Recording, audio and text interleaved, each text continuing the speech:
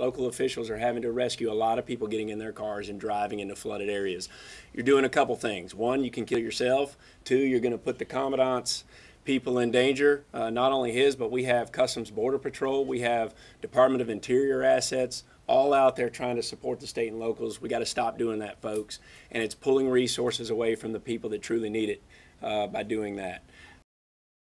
We're expecting, based on this event, over 450,000 potential registers of disaster victims. That is a huge number, but we are ready to go to process. We've already processed over nearly 15,000 calls over the last 24 hours of getting citizens registered.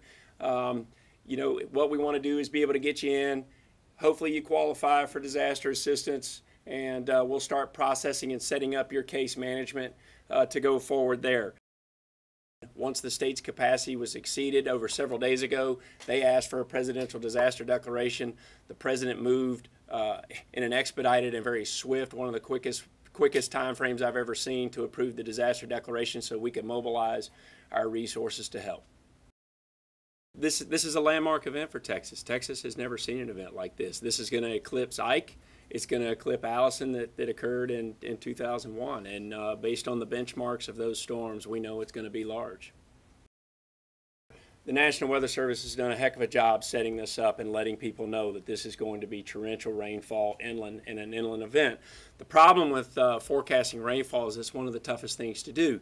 You can say that it's going to rain over 5 days over a 30-county jurisdiction, but pinpointing exactly what watershed that rain is going to go into, it's dang near impossible to figure that out. And unfortunately, the city of Houston's huge. It's 2 to 3 million people.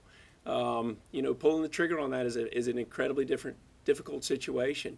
A lot of times, when you're facing a city like that in a rainfall event, you have to ask people to shelter in place because of the time frame that you're given. The time frame to evacuate the city of Houston could take days, literally days. So I believe that everybody's doing the best that they can right now with the information that they've been provided and have.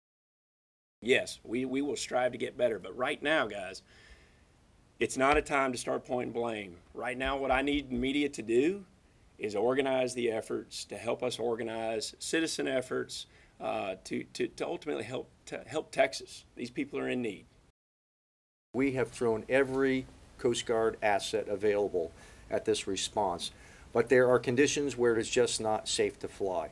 We've also brought in over 27 fast response teams to deal with the situation, but integrate that with the local responders, so this is a coordinated response as well. The good news is thousands of lives are being saved, and that is our objective right now, and we are not out of this by a long shot. So we're also postured to be able to sustain this level of effort as well.